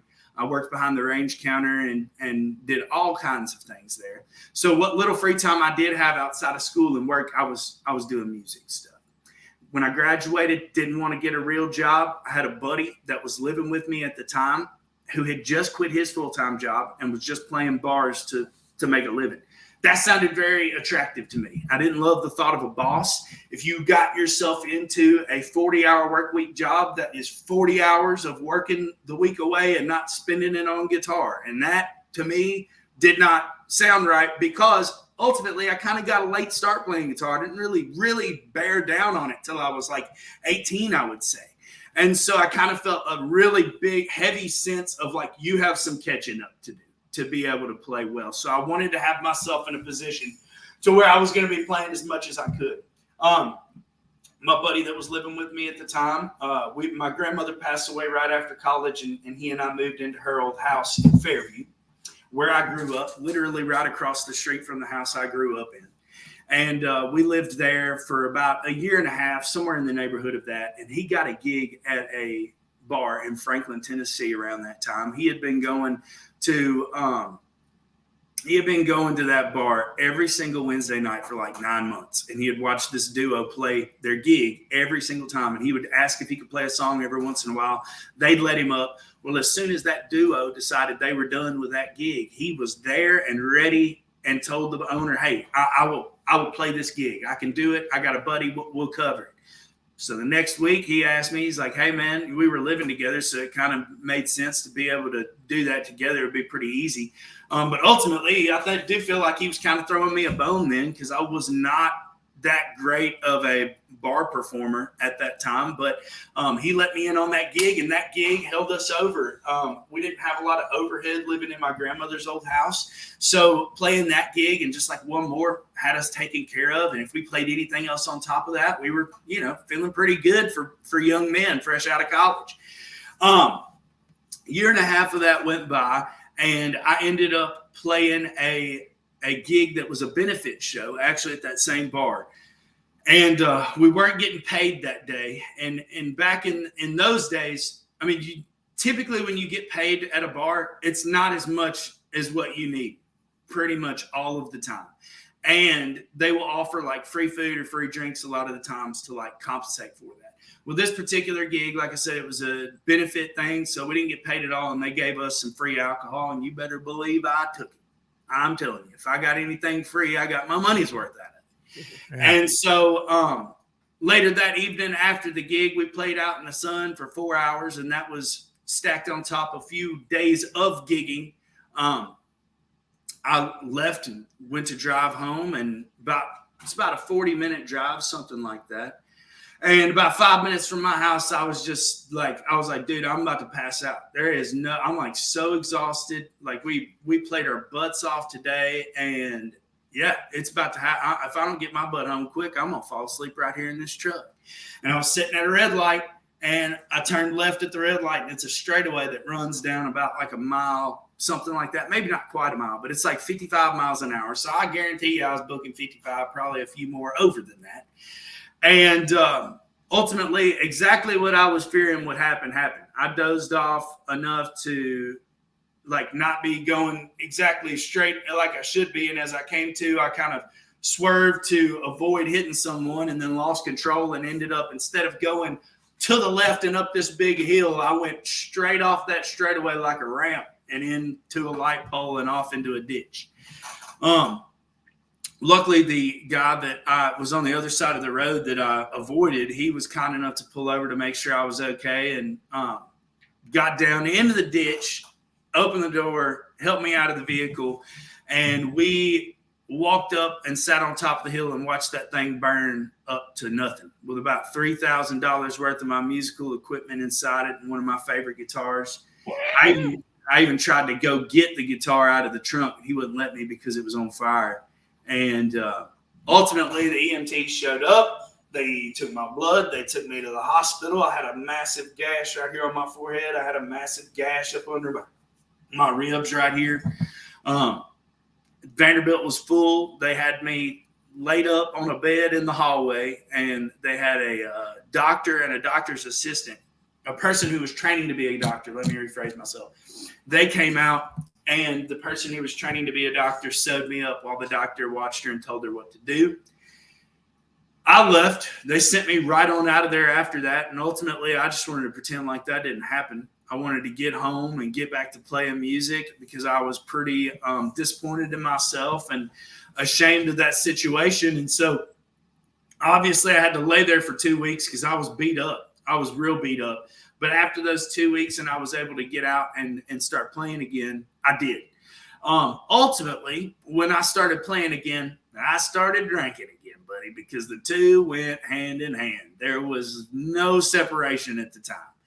And ultimately, in that following year and a half, I probably drank more than I ever had, and more by myself than out socializing with other people. I ended up having a DUI from that car accident, and I had a breathalyzer on my car for like a year. So a lot of the times I would go play a gig, not drink, and I would come home and I would just get tanked. And yeah, that was, like I said, that was kind of the rotation for about a year and a half after that car accident. But I played a string of about 5 gigs. I played 2 in Kentucky and 2 in Indiana, and then I had a day off Saturday or Sunday to drive back to Nashville, and then I played another gig on Monday morning at 10 o'clock at Valentine downtown on Broadway. And on that gig, or the ride back after the 4 days of gigging from Indiana, I was totally just like completely vocally exhausted. Like I played four days worth of gigs, and these were 3 or 4 hour gigs every day. And then I had the 1 day off, but then that day I kind of felt like respiratory sick, I was kind of coughing a little bit, and I was like, whatever, I'll be over it. I'll go home, get a good night's sleep, and wake up and go play on Broadway. Well, I went home, I got a good night's sleep, and I woke up that next morning, and I felt worse than I did the night before. Showed up to my gig on Broadway, and it was one of the most uncomfortable and like vocally painful experiences I've ever had in my life. I almost ended up calling a friend to come play the gig for me, or the rest of the gig, but I knew if I did that, I wouldn't make any money from it, and I would have suffered through the front end of it. So I figured I'd just finish it up. So I drank me a little whiskey and got through that gig. A little elixir. Yeah, and it was, and honestly, like that was, I was in that much pain that like I like had to do that. And ultimately, when I got done with that gig, like I said, I knew something was wrong. I knew I had like messed up my voice somehow, but I didn't know what was up.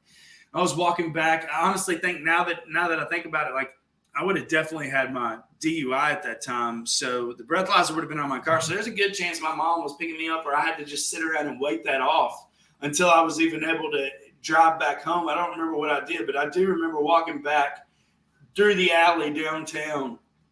And I just remember praying and being like, God, what am I doing wrong?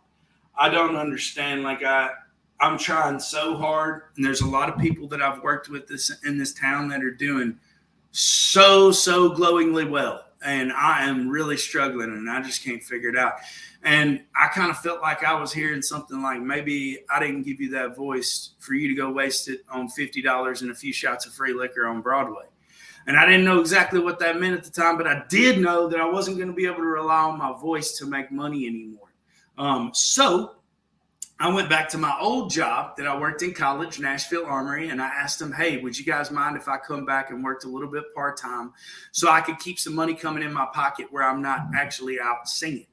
They were like, yeah, man, we loved having you out here. We'd love to have you come back. So I started working. 2 weeks into that job, my old boss corners me, and he's like, hey, man, we got a full-time position open, and we want you to take it. I said, well, I don't want to take it. He said, well, we want you to take it. I said, well, I want to be able to get back to playing music as soon as I can.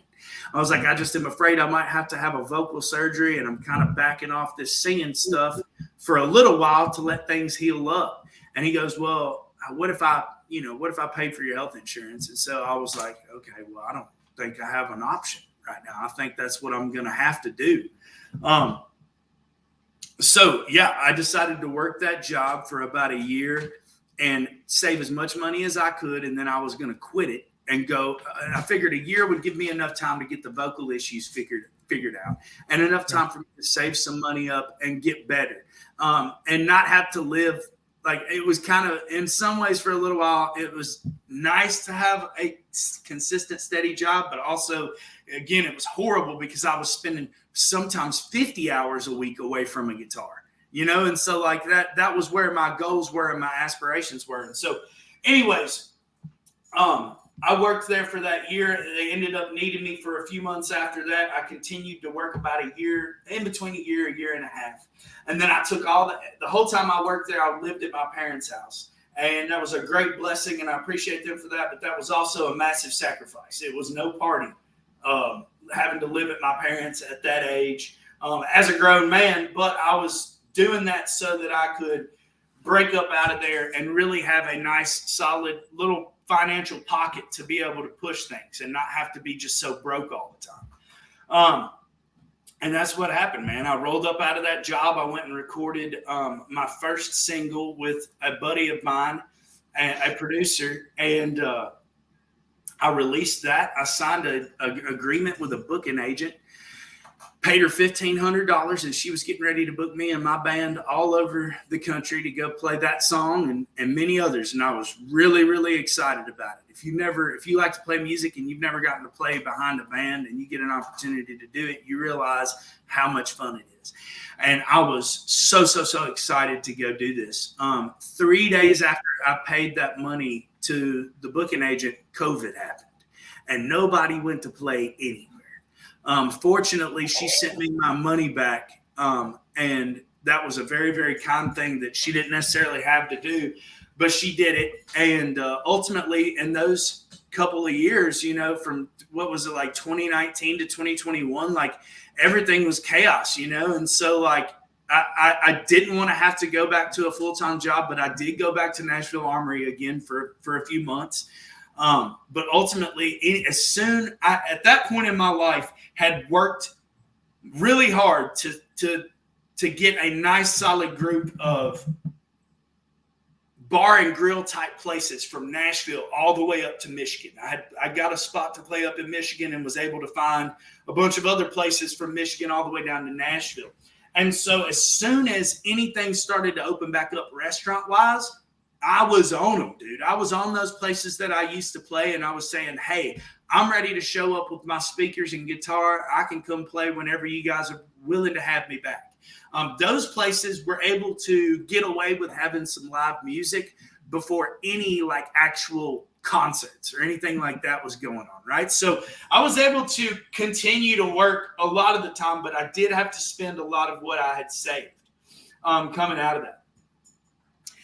In 2021, February of 2021 is where we're really coming off a lot of this COVID stuff.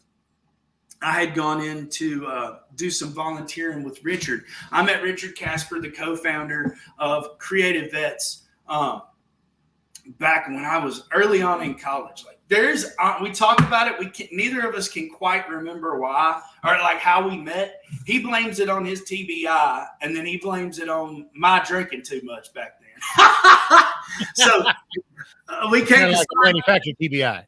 yeah. And ultimately, we met downtown, and I know we had this conversation at the Whiskey Jam. I know we met a few times throughout town, but at the Whiskey Jam, I asked him about what he was doing, like who he was and what he was doing for the first time, besides just like knowing him as that, hey, big tall guy Richard, right? That's always smiling and never drinking beer. And so I asked him, and he told me what he was doing with CreatiVets and what he wanted to do with CreatiVets. And he was like, I'm out here looking for hit songwriters that would be willing to write with veterans going through our program. And I laughed. I said, well, I'm no hit songwriter, buddy, but I did get second place in the songwriting competition at the Country Music Hall of Fame. There was about 35 people in it. And I got first place in a singing contest at Rooster's Texas Barbecue right down the street. I said, so I'm no hit songwriter, but if you need a good backup, buddy, I got you. Give me a call. And so we traded phone numbers. That night, I was at the Whiskey Jam, and let me tell you, I whiskey jammed. I woke up the next morning to him calling me at about 10 o'clock, and he was like, hey, man, what you doing? And I was like, oh, nothing, buddy. I'm just getting some stuff done here at the house.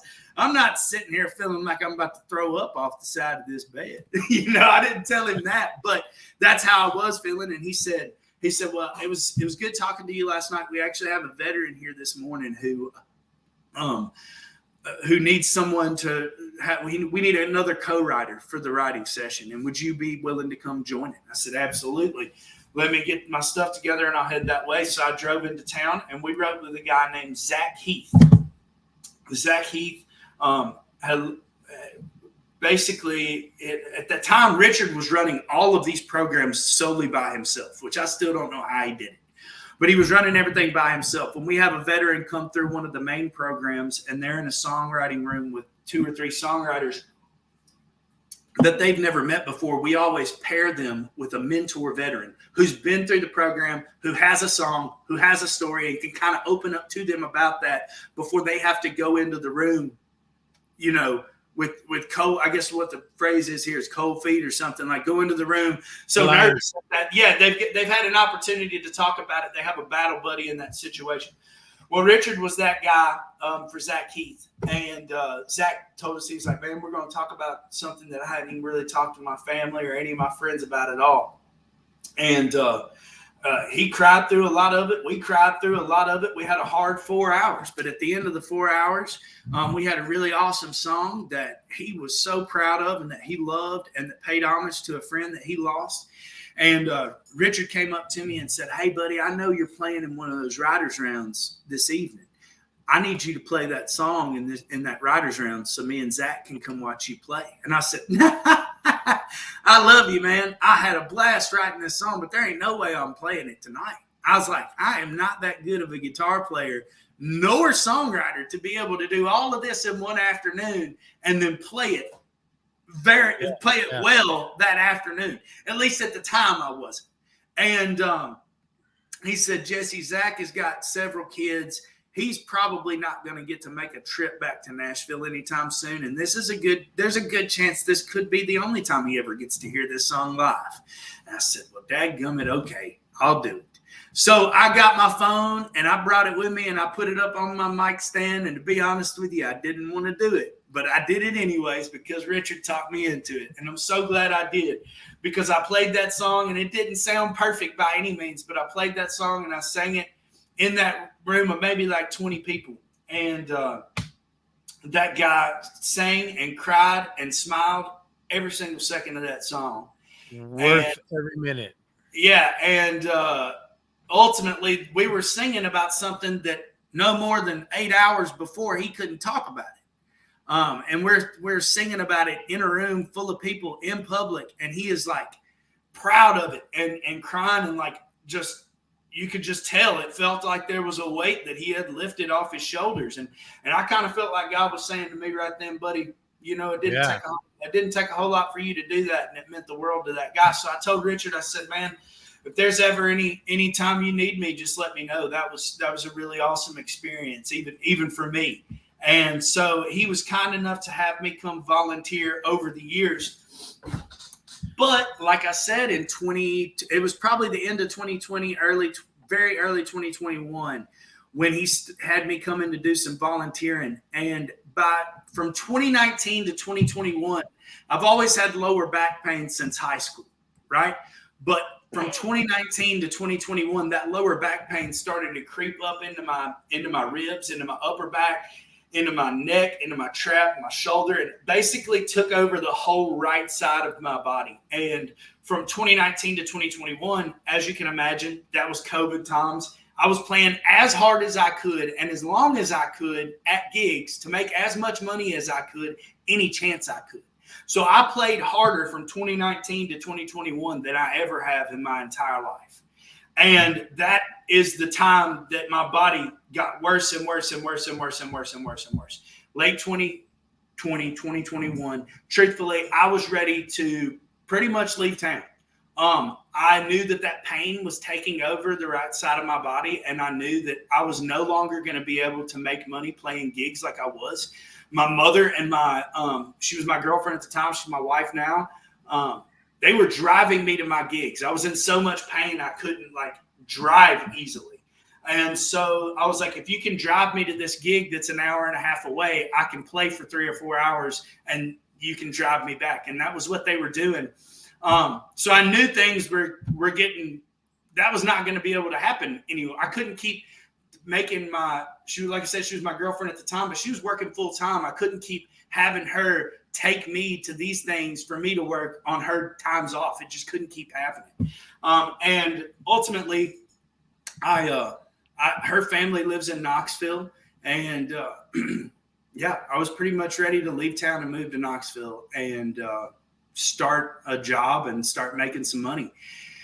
And I kind of communicated that to Richard before I left after volunteering for him one day. And a couple days later, he called me back in to do more volunteering and offered me the beginnings of the job that I'm doing now.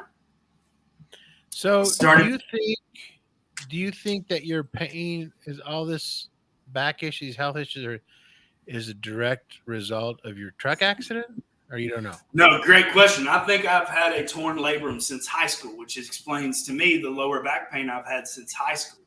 I had that wreck in 2015, and I ended up, after that wreck, after I quit drinking in 2017, from 2017 to 2019, I lost 70 pounds and got in the best shape of my life. I've nearly gained all of that back throughout this horrible experience I had. So I didn't even get to this. After I took the job with him in January of 2021, I went to see a surgeon in February of 2021. My wife set it up for me. She was like, you're hurting too bad to not, there's got to be some kind of surgery or something you can get. So I went and met with this surgeon. He did an MRI on my shoulder and he did an MRI on my hip. Said, your shoulder looks fine. There's nothing to explain any kind of pain up there. But your hip, you have a torn labrum in your hip. And if we repair that, that should get down to the root of the problem. So I said, cool. How long, is this something that I need to do immediately, or is this something I can push off for a few more months and do it a little bit towards the holidays? He said, you can push it off. You're already in pain. It doesn't matter when you have it, and you don't even necessarily have to have it. So I said, okay, cool. How long of a recovery is it going to be? He said, you're going to be on crutches for a month and a half.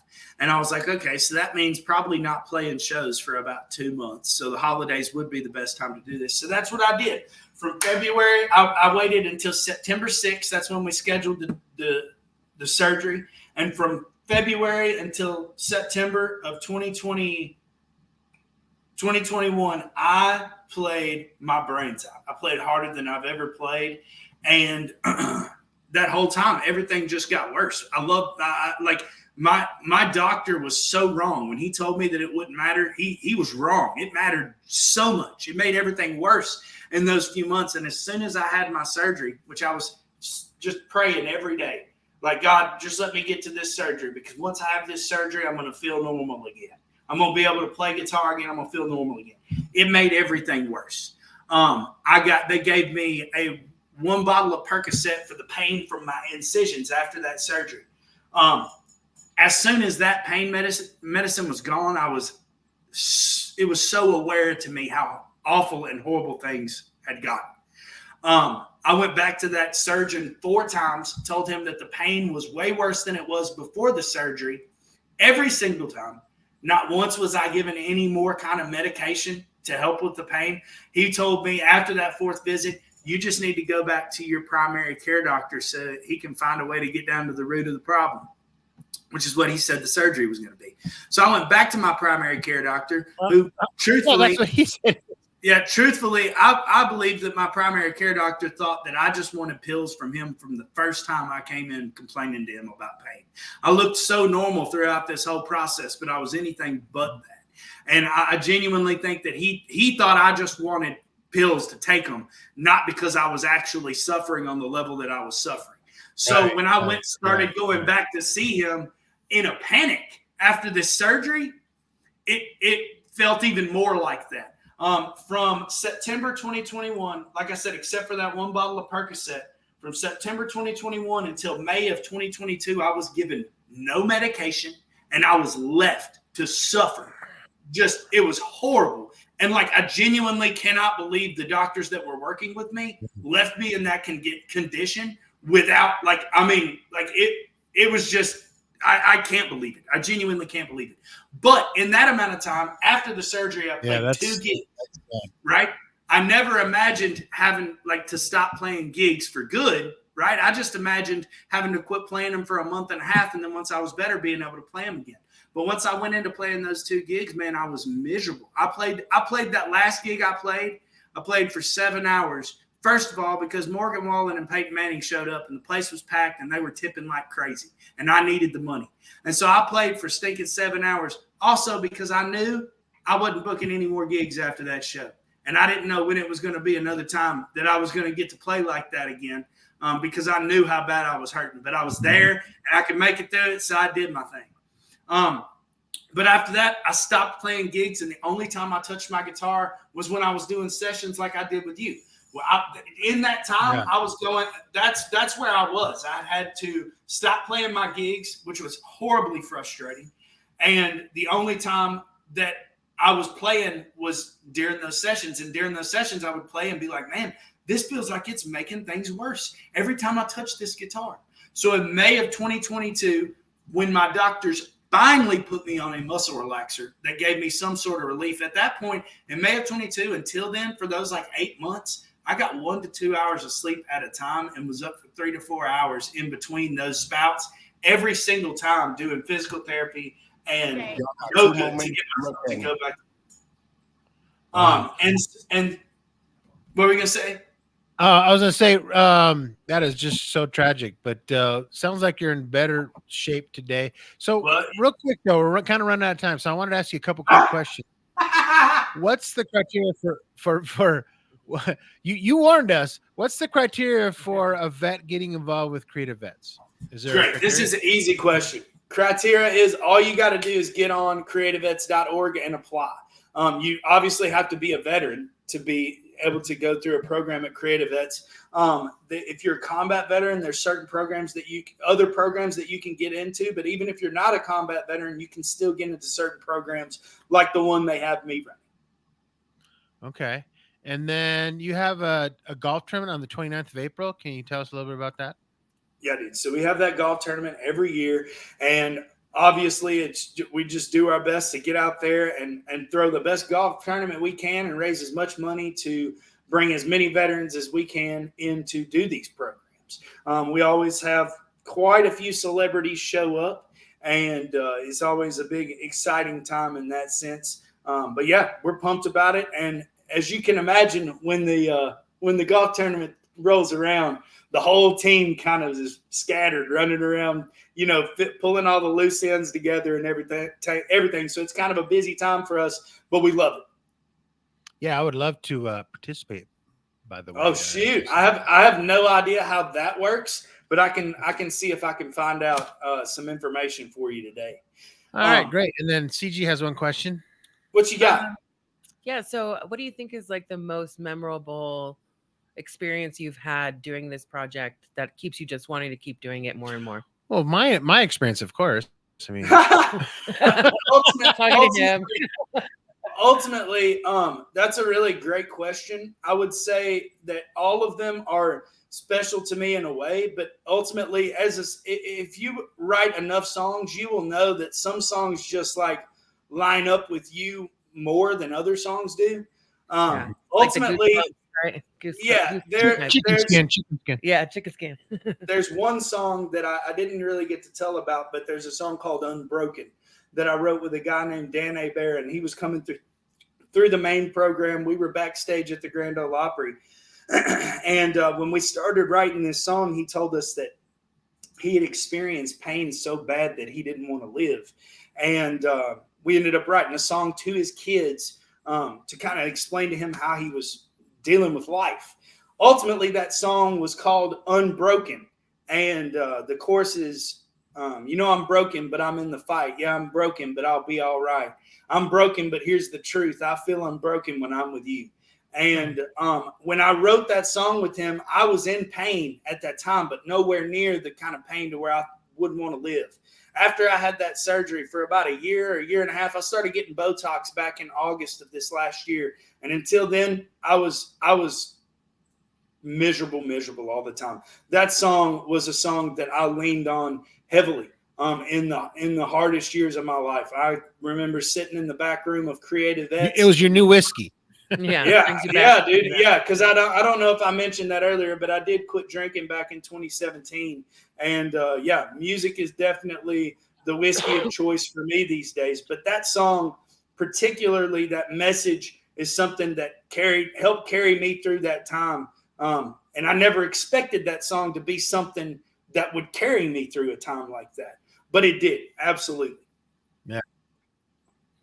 Well, that's awesome, Jesse. And, we just are so grateful that you do what you do. I know you've touched many lives. I've done I did another project with CreatiVets. I don't quite remember the name of the people that I worked with, but I just felt like I had a connection with you, and we collaborated on that song, and it was awesome. And, my wife really loves that song. So, I just want to thank you for your time today. I also want to thank you for giving, I mean, I have no delusions of grandeur. Like I'm going to be, on the Grand Ole Opry stage with you, but just giving, people hope, giving people the opportunity to delve into their creative juices and make, a lifelong dream of mine come true. Just to be a songwriter is just awesome. So that makes me thank you so happy much to for your hear, time. That makes me man. happy to And hear. we will be good. And we will be in touch. And I thank you for your time today, and we will talk to you soon.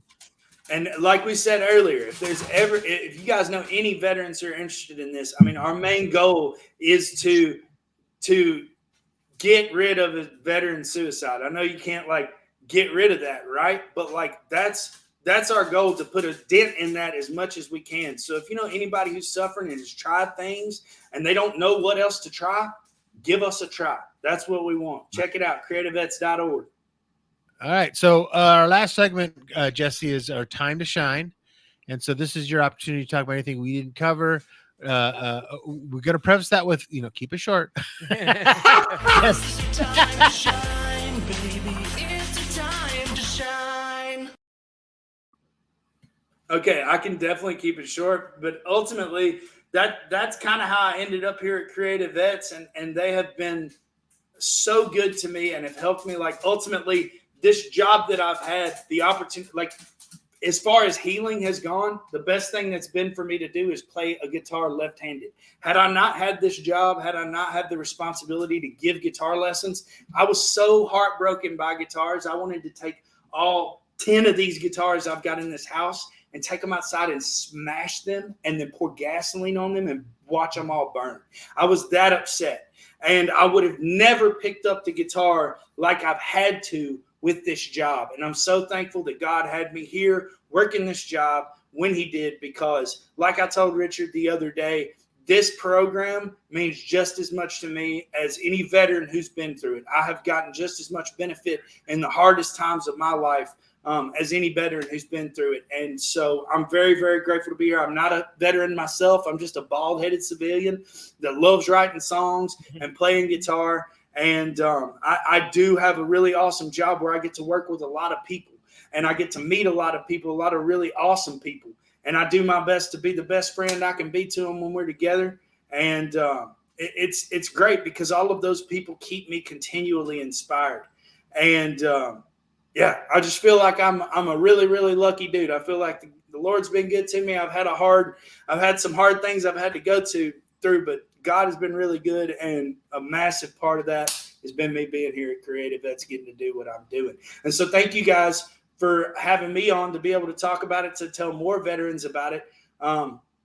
Because like I said, that's our goal, is to put a dent in veteran suicide, as hard of a dent as we can. Yes. And Yes. After going through the last 2 years of my life and experiencing pain that made me not want to live for, like I said, about a year and a half, like I am very, very passionate about putting a dent in that as well. And so, like I said, As are we. if you or you know anybody who is like, hey, I'm struggling, I've gone to therapy, didn't work. Well, I'm gonna tell you something that's crazy. I hear this a lot. Hey man, that song we just wrote, I've gone to therapy to try to deal with that multiple times, and we've gotten nowhere near as close to a breakthrough as what we've got in these rooms, in these writers' brother. rooms. Amen. So if you know anybody, tell them to check us out, creativevets.org. All they got to do is apply, and then they will go to our veteran coordinator, and he will start sifting them out to whatever programs that they can get into from there. All right, man. Well, thank you so much. And by the way, congratulations on the marriage. Because the last time we talked, you were still just, just a boyfriend and girlfriend. And Dude, long just live the boyfriend and bald-headed girlfriend. bearded posse. Hey, you want to hear Long something live- crazy? What? You want to hear something crazy? We're expecting a baby boy in All August. right. Woo! Yeah, dude, that's awesome. Praise the Lord. Congratulations. Yeah. We were not planning that at all. I certainly, truth be told, I had, like I told you, I'd saved up quite a bit of money before that surgery. And then after that surgery, all gone. So I was hoping I'd have a little bit more in the bank before I had a little baby come along, but that's all right. Yeah, it always happens that way, man. The good Lord, he'll figure it out. He'll provide. He always does. Thank you so much, Jesse. We'll be in touch, and have a great day.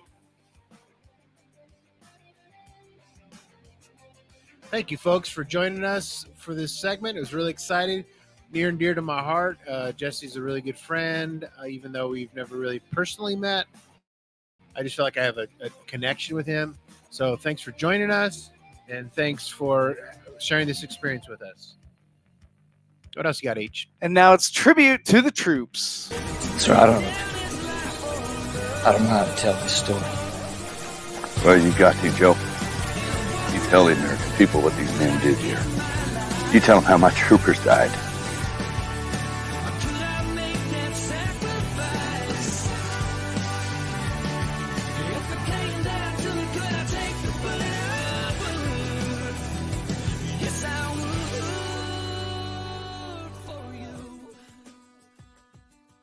Hey everyone, thank you for tuning in to MBR today as we paid tribute to Sergeant Alec Langan, 23, of Chandler, Arizona, who died in a CH-53 helicopter crash doing a routine training mission in Pine Valley, California on February 6, 2024. Langan was assigned to the Marine Heavy Helicopter Squadron 361 Flying Tigers of the Marine Aircraft Group 16, 3rd Marine Aircraft Wing, and was based at Marine Corps Air Station Miramar, California. Langan enlisted in the Marine Corps on September 14, 2017, and was promoted to the rank of sergeant on October 1, 2022. He was just married last month to his new wife, Casey. Us here at MBR want to say thank you, Sergeant Alec Langdon, for your service and dedication to our country. Our thoughts and prayers are with your family, friends, and those who served alongside you.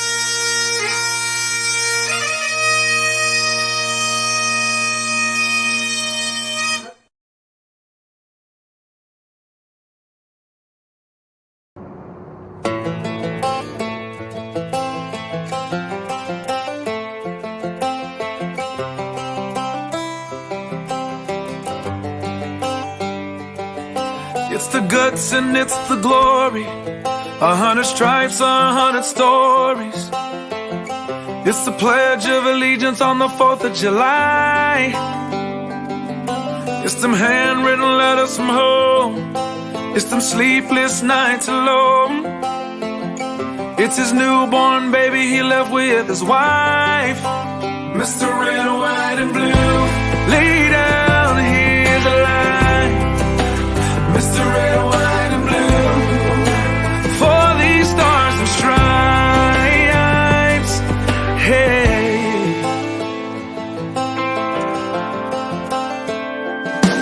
From the fields of Indiana to the swamps of Louisiana, to the golden coast of California, Uncle Sam's the only family he's got. His purple heartbeat won't stop, and his 18th birthday was the day he was born. Mr. Red, White, and Blue, lay down, here's the line. Mr. Red, White, and Blue, for these stars and stripes. Mr. Red, White, and Blue, stand on the front line. Mr. Red, White, and Blue, pay the ultimate price. Oh.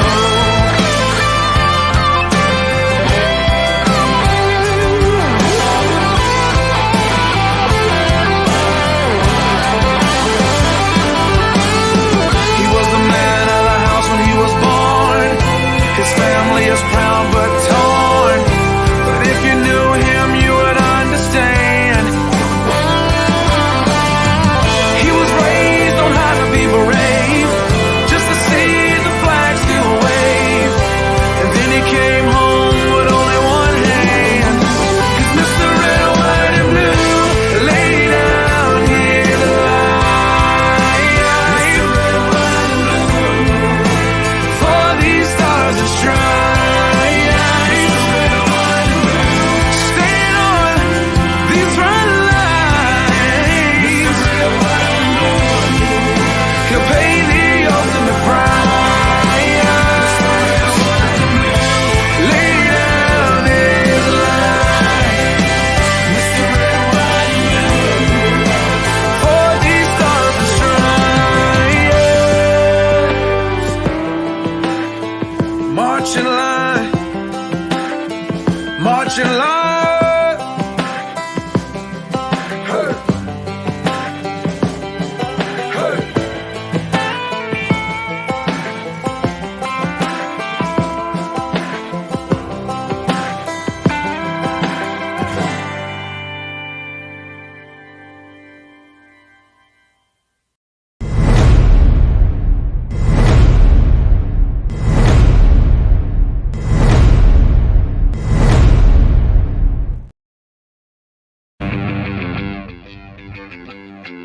Welcome back, ladies and gentlemen, to the Revel Experience, where we educate so we can celebrate.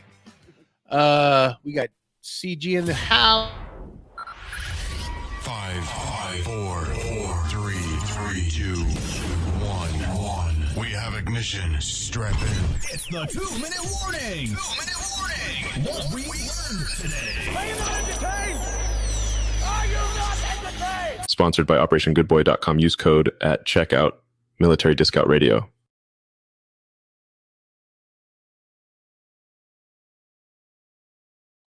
All right. So our final thoughts, we're just going to run through it quick. Yeah, like 3 minutes. So for me, it's just, these programs, SSV, CreatiVets, Music Therapy of the Rockies. I just love them. If you're a fan of music, which most of us are, it's a great program. I highly recommend it. CG? Yeah, I think it's great. I am learning so much about these different, opportunities and avenues for veterans. I think it's pretty amazing. And you got to do your voiceover in how many years? Yeah, I got to do my first voiceover. Woo-hoo. Yeah. I think the biggest thing that I learned is, everything it's coming together. Yeah. It's coming together. Whenever time looked tough, tough times don't last. Tough people do. God always provides. Yep. So Ladies and gentlemen, thank you for joining us for another great show out there on the Revel Experience. We look forward to seeing you next week. Take care and God bless. That's the show for today, everyone. Thanks for listening. We'll be back next week with an all-new show. And remember, you can listen to us again and again. The podcast of this radio show is available right after we go off the air tonight, anywhere that you can get your podcast episodes. And thanks for joining us today. I'd like to take a moment to talk about something close to my heart.